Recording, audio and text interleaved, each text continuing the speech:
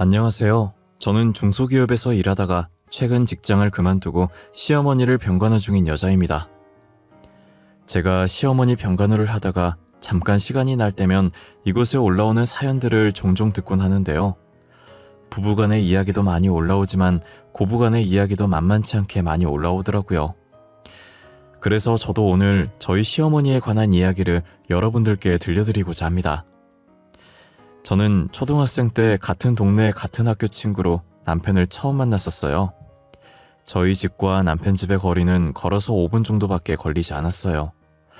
저희 둘이 친구가 된 건 단순히 같은 동네에 살고 있는 학교를 다니서가 아니었어요.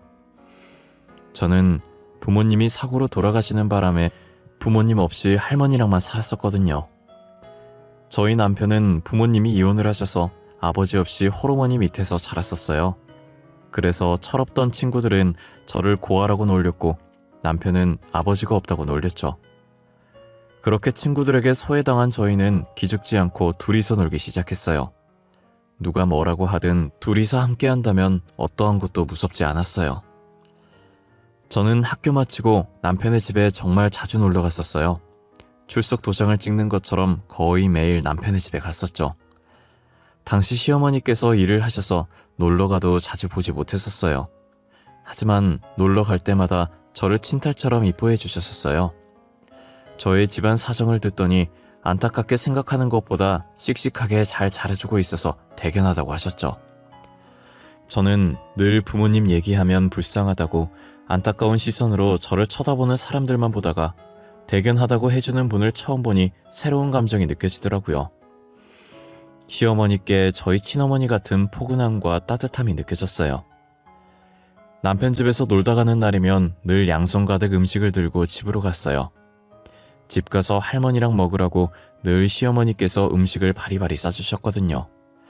그리고 항상 자기 아들이랑 잘 놀아줘서 고맙다고 하셨었어요. 남편과 저는 중학생 때까진 같은 학교를 다니며 재미나게 학교 생활을 했었어요. 하지만 고등학생 때 남편이 갑자기 서울로 이사를 가는 바람에 저희는 떨어지게 되었죠. 저는 남편의 이사 소식에 하늘이 무너지는 줄 알았어요. 또다시 혼자가 된다는 생각에 부모님과 이별했던 날만큼이나 슬펐어요. 그래도 간간히 남편과 연락하고 지내면서 다시 만날 그날만 기다리며 힘을 냈어요. 고등학교 3학년이 되니 둘 다 수능 준비 때문에 연락이 끊겼었어요. 게다가 중간에 할머니까지 돌아가시면서 정말 최악인 상황이었죠. 조문객 하나 없는 장례식장에 혼자 우두커니 앉아 할머니의 영정사진을 보고 있었어요. 그날따라 남편이 많이 보고 싶었지만 따로 연락을 하진 않았어요. 다른 지역에서 열심히 공부하고 있을 텐데 괜히 신경 쓰이게 하고 싶지 않았거든요. 이젠 정말 제 곁에 아무도 없다는 생각에 남편을 찾으러 대학을 서울로 가야겠다는 생각이 들었어요. 원래도 공부 잘하는 남편 옆에서 같이 공부하면서 전교에서 놀 정도로 잘했었지만 남편만큼은 아닌지라 잠잘 시간도 쪼개가면서 더 미친 듯이 공부를 했어요. 원래 대학 생각도 없었고 고등학교 졸업하면 빨리 돈 벌 생각만 하고 있었는데 남편을 만나겠다는 일념 하나로 대학을 지원했어요. 저는 제 바람대로 서울에 있는 4년제 대학교에 갈 수 있었어요. 모두가 가고 싶어하는 명문대는 아니었지만 그래도 나름 이름 있는 학교에 가게 되었죠.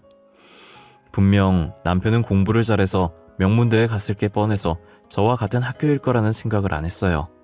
그래서 일단 서울은 왔는데 어떻게 다시 남편을 찾아야 할까 고민이었어요. 그런데 교양 수업을 갔다가 강의실에서 남편과 비슷하게 생긴 사람을 만나게 된 거예요. 출석을 부르는데 남편과 똑같은 이름이 있었고 교수가 남편의 이름을 부르자 제가 남편과 비슷하게 생겼다고 생각했던 사람이 손을 들더라고요.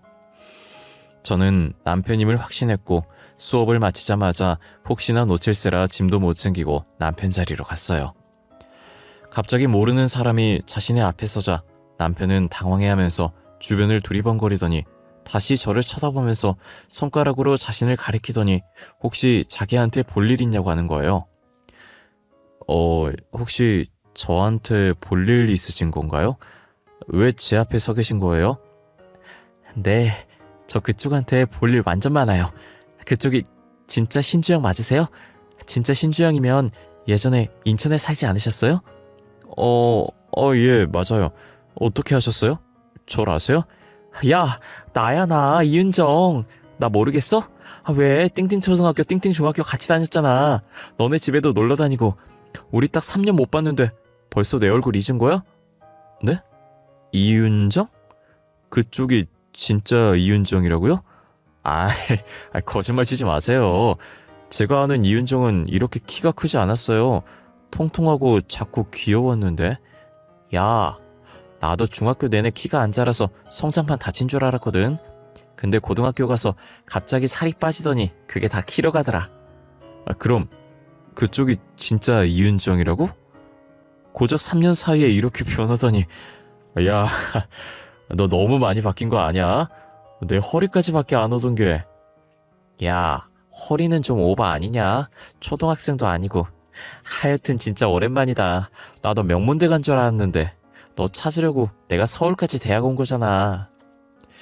저는 예상치 못한 곳에서 남편을 찾았다는 생각에 그간 있었던 이야기를 다 토해냈어요. 남편은 다음 강의 있을지도 모르니 여기서 이러지 말고 카페라도 가자고 하더라고요. 저는 반가운 나머지 강의실인 것도 잊었고 급하게 짐을 챙겨서 남편 뒤를 따라다녔었어요. 카페에서 3년간 어떻게 지냈는지 이야기했고 저희 할머니 소식도 전했죠. 남편은 장례식장 못 가서 미안하다고 다음에 할머니 모신 곳으로 데리고 가달라고 하길래 시간 날 때 같이 가자고 할머니도 남편 안부 궁금해한다고 전해줬어요. 분위기가 너무 숙연해지길래 바꿔보려고 대학교 왜 여기에 왔냐고 물었죠. 원래는 명문대 가려고 했는데 명문대 갔다고 다 취업이 잘 되는 게 아니라서 안 갔다고 하더라고요. 지금 학교도 나름 이름 있는 학교였고 교수님들 인맥이 좋아서 취업이 잘 된다고 해서 왔대요. 남편도 대학 다니면서 혹시나 제가 서울로 대학을 오지 않을까 싶었대요. 같은 학교 다니게 될 줄은 저희 둘 다 상상도 못했었지만요. 저희는 학교를 다니면서 예전에 재밌게 놀았던 과거 이야기를 종종 하곤 했었는데 그러다가 중학생 때부터 서로에게 마음이 있었다는 걸 알게 되었어요. 하지만 연인이었다가 헤어지면 친구 사이도 끝이 되는 거니 서로 주저하고 있었던 거죠. 여전히 서로를 그리워하고 있었고 이렇게 다시 만난 건 운명이라는 생각에 사귀게 되었어요. 연애하는 동안에 남편 집에 자주 놀러 갔었는데 시어머니께서는 여전히 다정하셨어요. 저를 보자마자 자신이 알고 있던 그 아이가 맞냐며 오랜만이라고 따뜻하게 안아주시더니 엄청 작을 때 만났던 것 같은데 언제 이렇게 커서 숙녀가 됐냐면서 놀라시더라고요. 너 윤정이 맞니? 너 진짜 이만했던 애 맞아? 어머어머, 너 언제 이렇게 컸어? 아유, 너무 오랜만이다. 애가 숙녀가 되어서 돌아왔네. 응? 살도 쫙 빠지고. 너무 이쁘다. 어머님도 여전하시네요. 저 어머님 품 너무 그리웠어요. 그때나 지금이나 어머님 품은 따뜻하네요. 잘 지내셨어요? 아유, 잘 지냈지 당연히. 에휴, 기집애 맨날 아줌마라고 하더니 어쩐 일로 어머님이래? 이제 성인 됐다고 호칭도 어른스럽게 바꿔버린 거야? 아, 어머님, 저 사실 주영이랑 만나고 있어요. 사귄 지 좀 됐는데 주영이가 아직 그것까지 말 안 했나 보네요. 어머, 정말이니?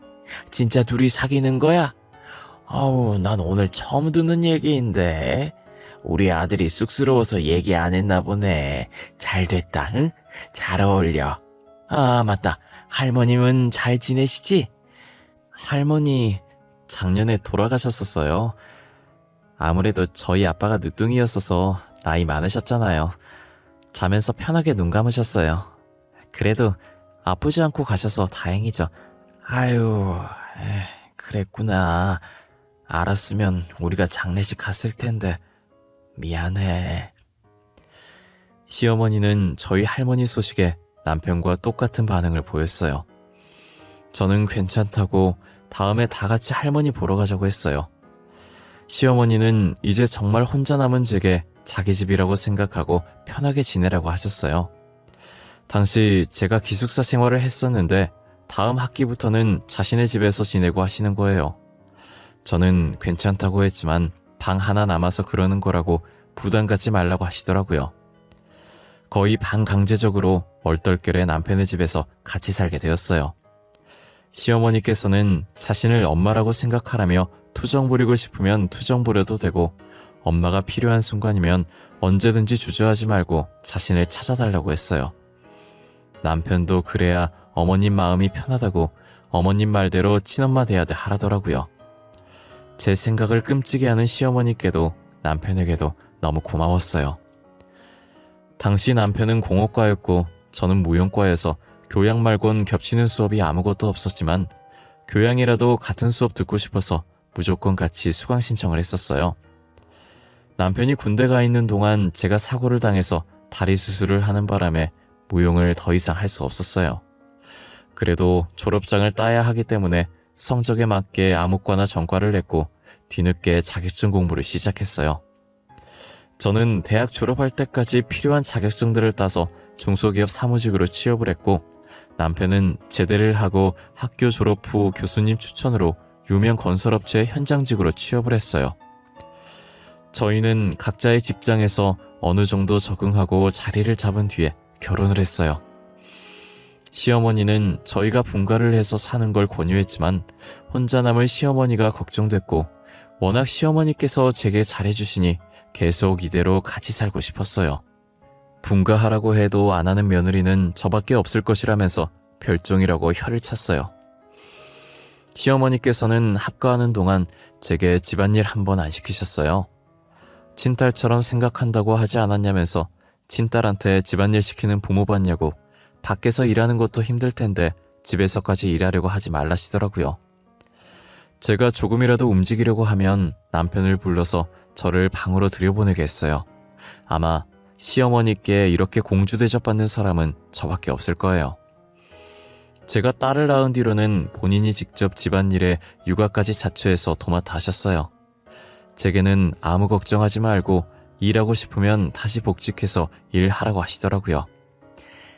윤정아, 윤주는 내가 볼 테니까 일하고 싶으면 해도 돼.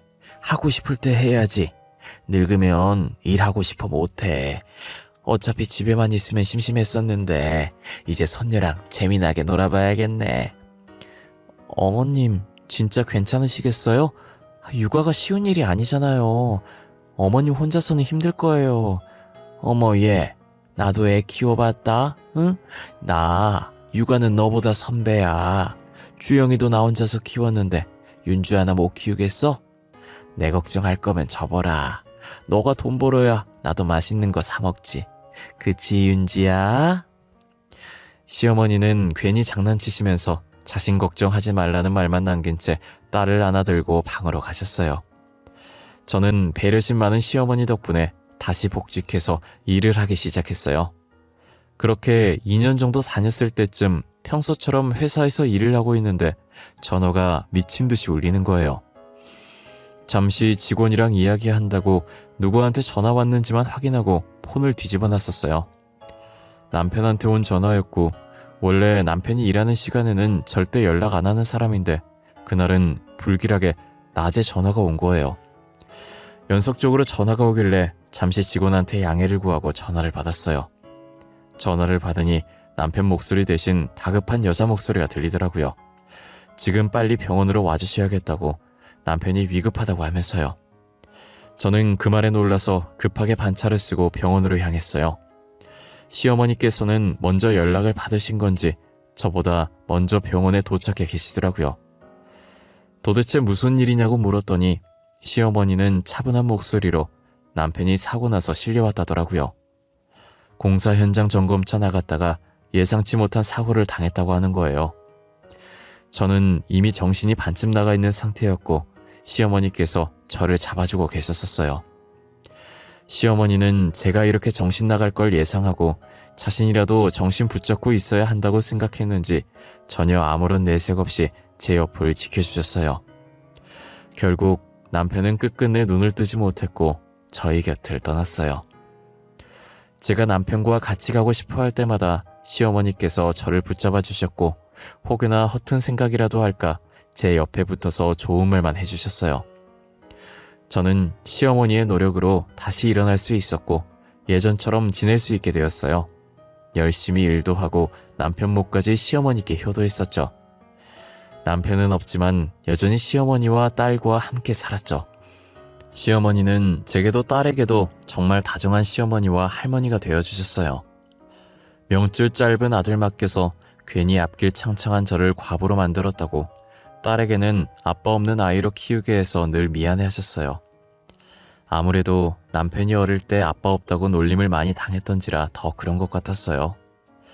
시어머니는 딸은 자신이 키울 테니 저보고 새 출발하라고 한 적이 있었어요. 저는 절대 그럴 수 없다고 어떻게 그런 말씀을 하시냐고 학을 뗐어요.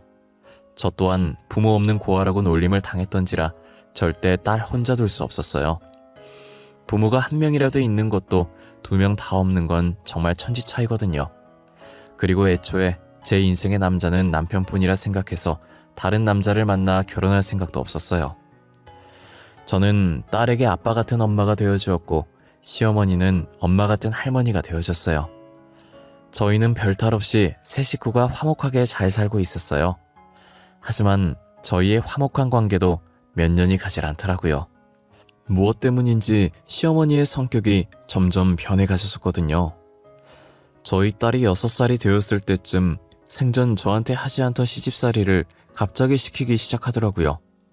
집에 들어오자마자 밥 차려달라고 짜증을 부리시는 건 기본이고 한쪽엔 빨래들이 쌓여있고 주방엔 설거지거리들이 잔뜩 쌓여있더라고요. 저는 한숨을 쉬면서 대충 겉옷만 벗어놓은 뒤 빠르게 시어머니 밥을 차려드리고 빨래와 설거지를 했어요. 시어머니는 국을 한 입 하시더니 그대로 국그릇을 바닥에 집어던지시는 거예요. 너는 이딴 걸 국이라고 끓인 거니? 어쩜 이래도 형편이 없는지? 에이, 이렇게 짜게 해놓으면 나보고 먹으라는 거야 말라는 거야? 죄송해요 어머니, 제가 금방 새로 간 맞춰서 다시 끓여드릴게요. 에이, 밥은 왜 이렇게 꼬들꼬들한 거야? 생살 씹는 줄 알았네. 가뜩이나 늙어서 이가 시원찮은데 이 나가면 네가 책임질 거야? 밥도 다시 새로 해, 알겠어? 시어머니는 입안에 있던 밥을 뱉더니 식탁에 숟가락을 던지시고 거실로 나가셨어요. 저는 사람이 갑자기 변하면 죽는다는 말이 있듯이 혹시나 몸에 문제가 있는 건 아닌가 싶어서 병원에 모시고 가려고 했으나 자신을 아픈 사람 취급한다고 욕만 먹었어요. 그래도 그간 시어머니께서 제게 잘 해왔기 때문에 이 정도는 참을 수 있다고 생각했어요. 아픈 것만 아니라면 뭐든 괜찮다고 더 투정 부려도 된다고 제 자신을 위안했어요. 솔직히 아들 잃고 정신 안 나가면 이상한 거라고 그때의 충격이 뒤늦게 도진 거라고 생각했죠. 하지만 시어머니는 도를 지나쳐 저희 딸한테까지 막대하기 시작하는 거예요. 웃으면 웃는 게 거슬린다고 난리치고 울면 우는 게 시끄럽다고 난리치셨어요. 할머니를 엄마인 저보다 더 좋아하던 딸이었지만 무서워진 할머니의 모습에 몸을 떨었어요. 이대로 있다간 딸아이의 정신건강에 좋지 않을 것 같아서 시어머니와 따로 살아야겠다는 마음을 먹었죠. 딸아이를 유치원에 보내긴 했었지만 혹시나 어쩌다 하원 시간이 제 퇴근 시간보다 빨라지면 제가 없을 때 딸아이가 시어머니께 무슨 일을 당할지 모르니 불안한 마음에 결국 시댁에 나와서 살았어요. 딸과 저는 1년 동안 아무 문제 없이 잘 살고 있었어요. 하지만 1년이 지나고부터 시어머니께서 계속 딸의 유치원에 계속 나타나서 저희 주변을 맴돌더라고요. 처음엔 제가 많이 둔한 편이라 시어머니께서 저희 주변을 맴돌고 있는지 몰랐어요. 그런데 유치원 선생님께서 저를 살짝 부르더니 말씀해 주시더라고요. 윤주 어머님, 다름이 아니라 예전에 윤주 할머님께서 하원을 도와주셨었잖아요. 그런데 한동안 안 보이시더니 요즘 따라 윤주 하원을 안 하시고 멀리서 쳐다만 보고 가시더라고요. 아, 제가 선생님께 말씀 안 드렸네요. 윤주 할머니 와도 절대 윤주 맡기지 마세요. 저희 이제 따로 살아서 윤주 할머니가 데리러 오는 일 없을 거거든요. 아, 그래요? 제가 윤주 할머님 불렀으면 큰일 날 뻔했네요. 저랑 눈 마주치고 그냥 가시길래 부르려고 했는데 다른 선생님이 저를 찾으셔서 못 불렀거든요. 다음에도 보이면 그냥 저한테 연락 주세요. 제가 따끔하게 한마디 해야겠어요. 선생님은 무슨 일인지 더 이상 묻지 않으셨고 다시 보이면 연락달라는 제 말에 알겠다고 했어요. 그 뒤로 며칠 뒤 또 시어머니가 주변을 서성거린다고 선생님께 연락이 온 거예요. 저는 잠시 나갔다 오겠다고 하고 회사 근처에 있던 딸아이의 유치원으로 뛰어갔어요. 시어머니는 나무들 사이에서 멀찍이 저희 딸아이가 노는 모습을 보고 있더라고요. 저는 시어머니의 손목을 붙잡고 유치원이랑 조금 떨어진 곳으로 무작정 걸었어요. 혹시라도 딸아이가 볼까봐 딸아이가 안 보이는 곳으로 갔죠. 유치원과 꽤 멀어졌을 때쯤 시어머니의 손목을 놓고 째려봤어요. 1년 만에 본 시어머니의 몰골은 꽤나 많이 말라있더라고요. 순간 마음이 찡했지만 시어머니께서 딸아이에게 했던 것이 생각나서 독해지기로 마음먹었어요. 저는 팔짱을 낀 채로 시어머니를 노려보면서 왜 온 거냐고 쏘아붙였어요. 어머님, 지금 여기서 뭐 하시는 거예요? 저희 딸 싫다고 할 땐 언제고 여기서 뭐 하고 계시냐고요? 혼자 남게 되니 갑자기 저희가 그립기라도 하셨나 봐요? 아가, 그게 아니라 나는 그냥 우리 손녀가 잘 지내는가 궁금해서. 진짜 별 뜻 없었어. 그래도 내 핏줄인데 잘 지내는지만 확인하려고 온 거야. 울면 시끄럽다, 웃으면 거슬린다, 세상 살기 좋나 보다 하면서 어린애한테 막말 부어놓고 이제 와서 잘 지내는지 궁금하시다고요? 어떻게 사람이 이렇게 이중적일 수가 있으세요? 나도 윤주한테 그렇게 심한 말을 하려던 게 아니었는데 내가 정말 미안하구나. 제발 그만하세요. 이제 와서 미안하다는 말 듣고 싶지 않아요. 더 이상 저희 찾아오지 마세요. 멀리서라도 보지 마세요. 그냥 저희 근처에 나타나지 마시라고요. 다시는 보고 싶지 않아요. 아시겠어요? 그래, 내가 윤주한테도 너한테도 정말 죽을 죄를 지었구나. 오늘 이후로 절대 너네 앞에 나타날 일 없을 거야. 그동안 나랑 사느라 고생 많았고 미안했다. 시어머니는 제게 미안하다는 말과 함께 제 손에 서류 봉투를 하나 쥐어두더니 사라지시더라고요. 봉투 안에 딸아이와 제 명의로 된 통장 하나씩과 편지 하나가 들어있었어요. 딸의 통장은 언제 만들었는지 모르겠지만 제 통장은 예전에 제가 생활비 입금해 줬었던 통장이었어요. 두 통장 안에 돈이 상당히 많이 들어있는 것을 확인했고 저는 급하게 편지를 열어봤어요. 편지의 내용을 보고 저는 뒤늦게 시어머니가 떠난 방향으로 미친 듯이 뛰었지만 이미 시어머니는 사라지신 뒤였어요. 편지 속엔 저와 딸에게 미안하다는 내용이 담겨 있었어요. 알고 보니 시어머니는 간암투병 중이셨고 이식을 하지 않으면 살 수가 없는 상태라고 하는 거예요.